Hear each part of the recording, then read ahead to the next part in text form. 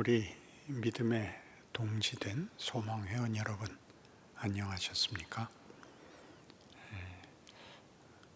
이 코로나 사태는 어떻게 될지 알 수가 없습니다. 우리 인생살이나 세상살이에는 이게 막대한 영향을 끼치지만 우리의 신앙생활에는 아무런 방해가 되지 않습니다. 우리는 이번 기회에 더 많이 기도하고 성경 말씀 보고 우리의 생애와 하나님의 일하심에 대하여 좀 더 깊은 이해와 성찰이 있으리라고 믿습니다. 오늘은 신명기 8장 말씀을 우리 함께 은혜를 나누고 그 깊은 뜻으로 우리 삶을, 우리가 가진 기독교 신앙에 대한 이해를 넓혀보려고 합니다. 신명기 8장 1절 말씀부터 제가 읽겠습니다. 내가 오늘 명하는 모든 명령을 너희는 지켜 행하라. 그리하면 너희가 살고 번성하고 여호와께서 너희의 조상들에게 맹세하신 땅에 들어가서 그것을 차지하리라. 네 하나님 여호와께서 이 40년 동안에 네게 광야길을 걷게 하신 것을 기억하라. 이는 너를 낮추시며 너를 시험하사 네 마음이 어떠한지 그 명령을 지키는지 지키지 않는지 알려 하심이라. 너를 낮추시며 너를 줄이게 하시며 또 너도 알지 못하며 내 조상들도 알지 못하던 만나를 네게 먹이신 것은 사람이 떡으로만 사는 것이 아니요 여호와 입에서 나오는 모든 말씀으로 사는 줄을 네가 알게 하려 하심이니라.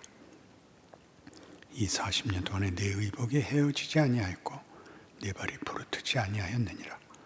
너는 사람이 그 아들을 징계함 같이 네 하나님 여호와께서 너를 징계하시는 줄 마음에 생각하고 네 하나님 여호와의 명령을 지켜 그의 길을 따라가며 그를 경외할지니라. 네 하나님 여호와께서 너를 아름다운 땅에 이르게 하시나니 그것은 골짜기든지 산지든지 시내와 분천과 샘이 흐르고 밀과 보리의 소산지요 포도와 무화과와 성류와 감람나무와 꿀의 소산지라. 네가 먹을 것에 모자람이 없고 네게 아무 부족함이 없는 땅이며 그 땅의 돌은 철이요 산에서는 동을 갤 것이라. 네가 먹어서 배부르고 네 하나님 여호와께서 옥토를 네게 주셨으므로 말미암아 그를 찬송하리라. 신명기 8장 이 대목에서는 하나님께서 이스라엘 백성이 가데스바네아에서 가나안 정복을 거부하고 하나님께 벌을 받아 광야로 다시 돌아가 40년을 방랑생활을 하다 이제 죽을 때쯤 된 40년의 방랑생활의 막바지에 또 모세가 그의 책임의 막바지에 한 유언이기도 한 이 깨우침입니다. 이 40년 동안 방랑생활을 한 것이 무슨 의미가 있느냐 이렇게 깨우칩니다. 이 40년 동안 너희가 먹을 것과 입을 것에 대하여 하나님이 언제나 책임지셨다는 것을 기억해라. 그리하면서 너희 마음을 시험하셨고 너희를 낮췄다. 그리하여 마침내 복을 주려고 이 모든 일을 하나님이 행하신 것이다 라고 저들의 어찌 보면 벌받고 헛된 그저 다만 소모의 시대에 불과했던 40년 광야 생활이 커다란 의미가 있다고 가르치는 대목입니다. 하나님께서 저들에게 40년 방랑 생활을 벌하셨는데 먹을 것과 입을 것과 생활에 아무 걱정이 없는 상태에서 저들의 마음을 시험하고 그들을 낮춘 것은 무엇일까요? 그러니까 이 40년 동안 우리가 저들의 출애굽한 이스라엘 백성들의 방랑 생활을 보면 끝없이 반복적으로 하나님을 원망하고 불평했던 사건들을 반복해서 만납니다.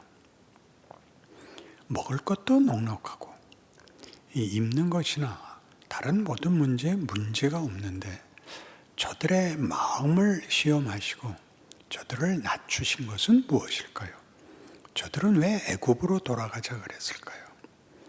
애굽은 이 이스라엘 백성들이 노예 생활을 하던 것이고 차마 광야 생활이 힘들더라도 애굽으로 가자는 소리를 할 수 있는 비교는 또는 선택은 말이 되지 않는데 여기서 이스라엘 백성들의 원망과 하나님께서 저들을 시험하시고 그 마음을 그들을 낮추신 이 일들을 연결해야 광야 생활과 저들의 불평과 하나님의 이 벌하신 40년의 방랑 생활이 의미가 있다는 것, 그냥 다만 벌준 시간들이 아니라는 걸 알게 됩니다. 이스라엘 백성들은 말하자면 가나안에 들어가야 되는데 애굽은 하나님의 크신 권능으로 구원을 해주셔서 나왔지만 가나안을 들어가는 데는 실패했었습니다. 이게 광야 생활을 이해하는 데 가장 중요한 힌트죠.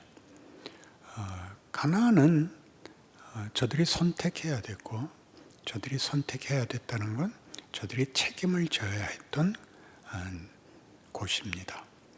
가나안에 들어가면 그들은 자유시민으로 기꺼이 긍정적이고 적극적으로 하나님의 뜻과 하나님의 통치를 실현하는 그런 나라를 만들어야 된다 하는 것이 이제 출애굽 사건의 중요한 목적이죠.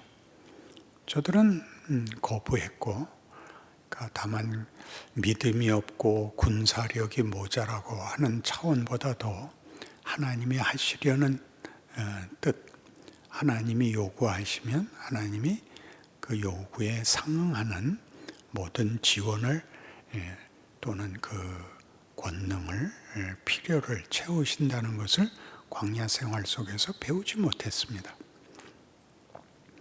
뭘 못 배웠냐? 구체적으로 그들은 하나님이 만들려고 하는 인간, 인생을 아직도 눈치채지 못하고 있는 셈이죠. 먹고 마시는 것은 충분했지만 광야 생활은 불안했을 것입니다. 왜냐하면 우리가 보면 하나님이 만나도 주시고 메추라기도 주셨다 쉽게 얘기할 수 있지만 그런 것들은 다 저들이 심고 거둔 열매가 아니고 그들이 만들고 자기 손으로 이렇게 조작할 수 있었던 것이 아니고 그저 하나님이 주셔야만 받는, 그래서 믿음을 가지고 후세의 입장에서 과거를 돌아보면 너무나 뻔한 얘기 같지만 이스라엘 백성들은 매일 불안했던 것으로 보입니다. 애굽에 가면 거기는 이 정해진 사회, 틀, 조직, 그런 질서들이 있었던 것이죠. 자유만 반납하면, 하라는 대로만 하면 그들은 하루에 대한 어떤 안심과 어떤 자기들 눈으로 보이는 증거들을 갖고 있어서 그게 훨씬 더 신뢰할 만하고 분명하고 하나님이 광야에서 저들을 인도하시고 이제 데려가려고 하는 데서는 이스라엘 백성들이 스스로들의 기대와 상상으로 이해가 안 되는 안 보이는 앞길을 걸어가는 것 같았을 것입니다. 이것은 다만 이스라엘 백성의 광야 생활에서만 드러난 것이 아니라 우리의 인생에서도 반복적으로 나타나는 신자들이 겪는 현실이죠. 우리는 예수를 믿었고 성령을 받았고 믿음을 가지고 있지만 하루하루가 기도하고 성경 보고 하는 것으로 조작이 되거나 우리 손에 장악되지 않습니다. 우리의 기대와 다릅니다. 불안합니다. 우리가 이스라엘 백성이 광야 생활 속에서 만나와 메추라기를 먹고 구름 기둥, 불 기둥 속에 있었는데도 믿지 않았다라는 것은 오늘날 우리도 경험하는 그 불안감, 예수를 믿었지만 받지 못한 보상에 관한 것인데, 여기서 보상이라고 하는 것은 결과물이기보다는 안심할 수 있는 어떤 것입니다. 안심할 수 있는 어떤 것.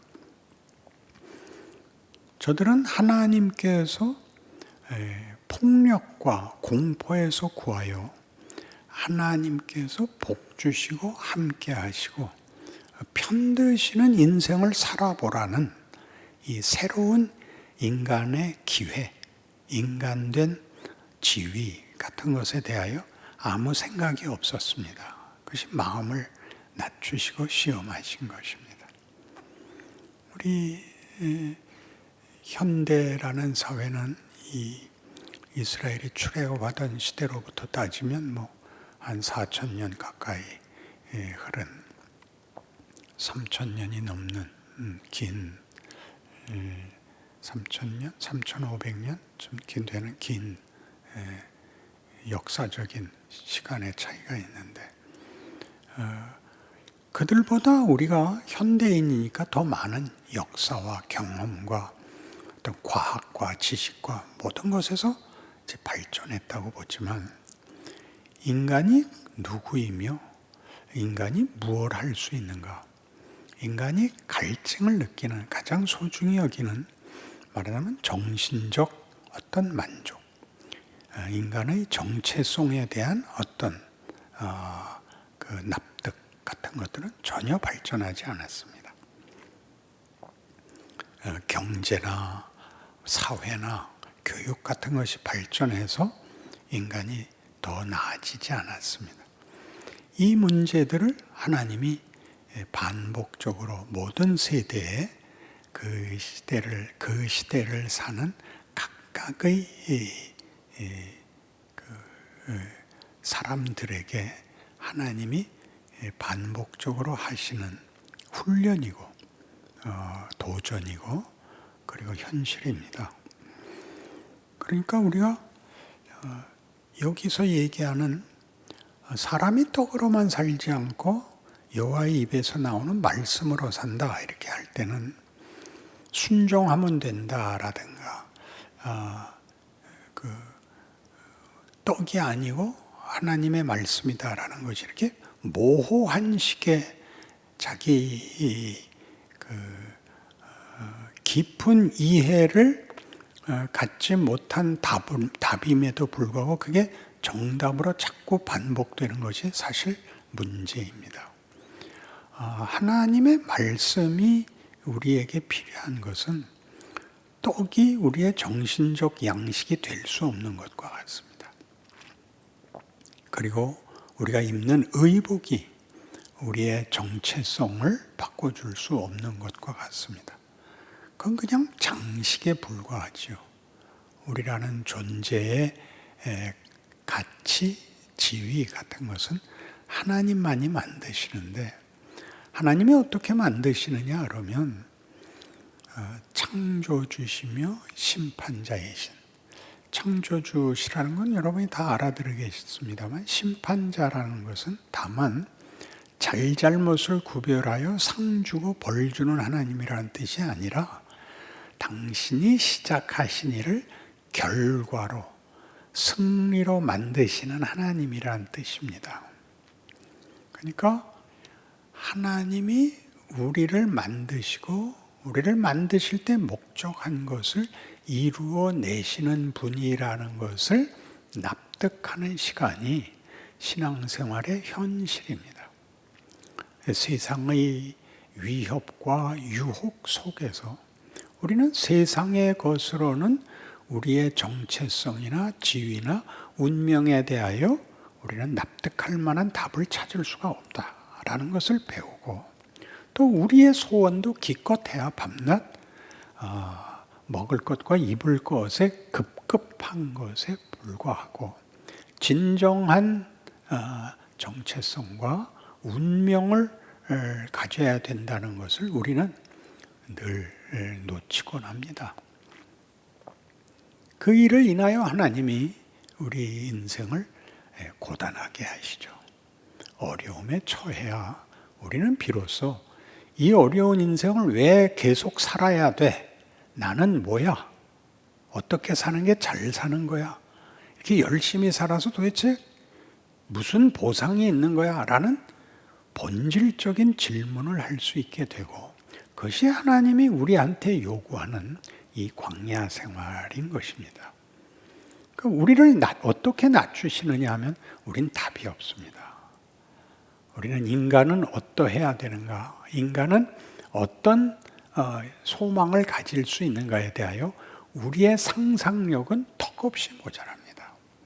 우리는 늘 이 광야 생활에서 나타났던 하나님이 이스라엘을 꾸짖으셨던 것 같이 너희 배고픈 적 없고 너희 발이 부르튼 적 없는데 너희는 스스로 너희들의 정체성과 목적에 대한 어떤 기대도 어떤 상상력도 어떤 추구도 없었다 라고 꾸짖는 것이죠. 하나님이 하십니다.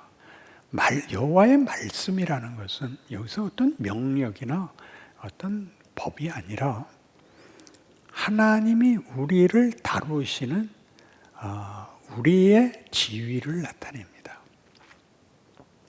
우리를 명령하거나 강압하거나 이해관계로 우리를 붙잡는 것이 아니라 다정하게 가족같이 하나님이 우리 하나님이시고 우리는 그의 백성, 아니 더 나아가서 하나님은 우리 아버지시고 우리는 그의 자녀로서 말씀으로 이 하나님이 우리에 대하여 친밀하고 긴밀한 관계로서 우리를 대접하는 이것. 그러니까 나는 누구냐? 창조주시고 심판자이신 하나님이 가장 친밀하게 대접하는 존재이다. 그의 자녀다. 이것을 깨우치는 것입니다. 내가 너희에게 요구하거나 너희에게 꾸중하거나 하는 모든 것이 내가 너희를 대접하기 때문이다.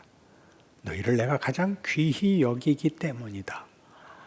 그런 차원에서 먹고 마시는 것이 우선이 아니고 나라는 존재와 존재의 가치와 그 운명이 이 하나님, 나를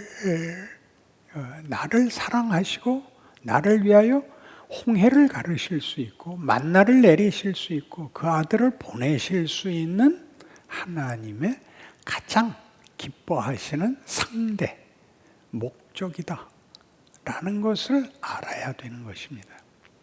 그것을 우리는 성경적인 표현을 쓰자면 그게 믿음입니다.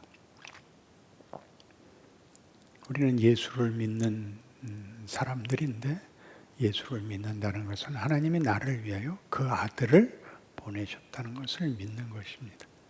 그 믿음은 그러니까 그 아들을 보내실 수 있는 그 하나님의 사랑과 하나님의 권능이 우리의 인생 내내 우리의 현실 속에 가장 큰 힘이고 가장 큰 위로고 가장 큰 우리의 명예라는 걸 아는 것이 믿음인 것입니다. 그러나 우리는 이스라엘 백성과 똑같이 원망하기 바쁘고 불평하기 바쁩니다. 왜 그렇다고요? 우리가 가지는 상상력은, 우리의 소원은 굉장히 수준이 낮습니다. 먹고 마시고 편안하면 그만이고, 성경이 하고 싶은 얘기는 하나님은 우리를 위대하게 요구하고 계신다는 거죠. 정신적이고 인격적이고 영적이고 하나님만이 주실 수 있는 우리의 상상을 벗어나는 이 세상에 보이는 물질과 세상의 질서를 넘어서는 그 모든 것을 다스리는 자리에 있는 하나님의 통치를 함께하는 그의 기업을 물려받는 상속자, 자로서 이 창조 세계의 주인공, 청지기가 되는 것입니다. 그것이 현실 속에서 나타나는 지위와 권력이 되어서 주어지는 것이 아니라 그런 자리까지 나를 훈련시키는 과정으로 우리의 생애가 거의 다 쓰입니다.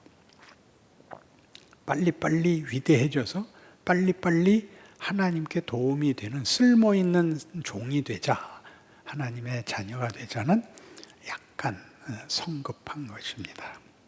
하나님은 우리를 이 40년 광야 생활같이 우리 인생 전반에 걸쳐서 우리와 씨름하십니다. 어때? 지금은 어떻게 할래? 네가 소원하는 게 뭐야?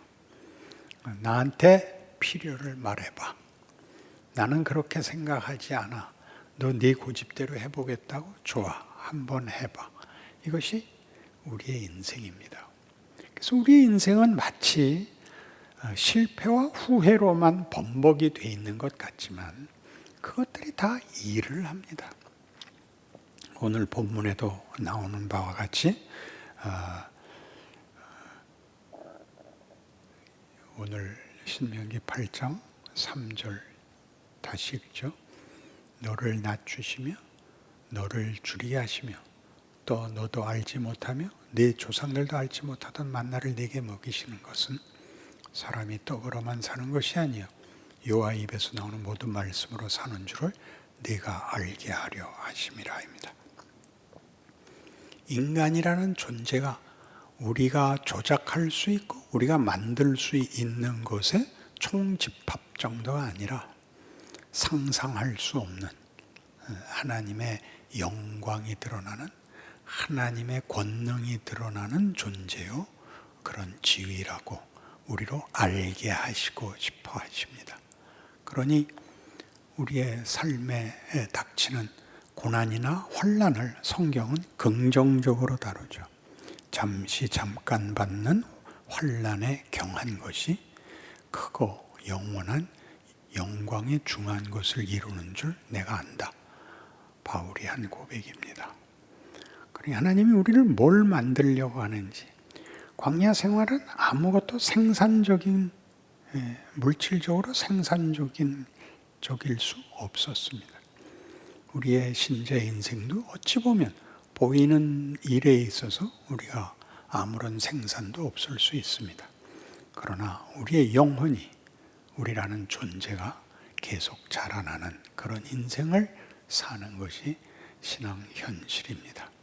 광야 생활이 다만 실패의 장이 아니고 거기야말로 하나님이 가장 우리를 잘 훈련시키는 현실적인, 구체적인 하나님의 일하심이라는 것을 여러분 생애와 여러분의 현장에서 느끼시고 더 마음 깊은 하나님의 인도하심에 순종하는 깊은 열매가 맺어지기를 바랍니다. 기도하십시다. 하나님 아버지, 우리의 눈물과 우리의 한숨이 주 앞에 씻겨지고 다 해결되는 그 자리는 아무 고생과 불만이 없는 자리가 아니라 우리가 하나님의 자녀로 영광된 자리로 올라서는 자리가 된다고 성경이 가르치는 것입니다. 지금이 그 훈련의 장입니다. 지금은 낮잠 잘 시간도 아니고 딴 데 쳐다보고 있을 때가 아니라 하나님이 우리를 현실 속에서 훈련시키는 시험과 유혹과 걱정과 불안과 의심 속에서 하나님이 어떤 분인가를, 세상이 어떻게 우리를 속이는가를, 그리고 나라는 존재는 그 두 사이에서 어떻게 해야 되는가를 구체적으로 만들어내는 참으로 귀한 시간들입니다. 그러니 매일 우리의 부족함을 인식하되 세상이 겁나는 것보다 더 큰 하나님의 은혜와 권능이 나를 지키고 이 시련 속으로 나를 인도하여 나를 바꾸신다. 나를 새롭게 하신다. 나로 위대하게 하신다라는 믿음으로 우리의 눈물을, 한숨을 감수하게 하시고 걸어내게 하시고 살아내게 하시고 마침내 승리하는 우리 모두가 되게 하여 주시옵소서. 예수님 이름으로 기도합니다. 아멘.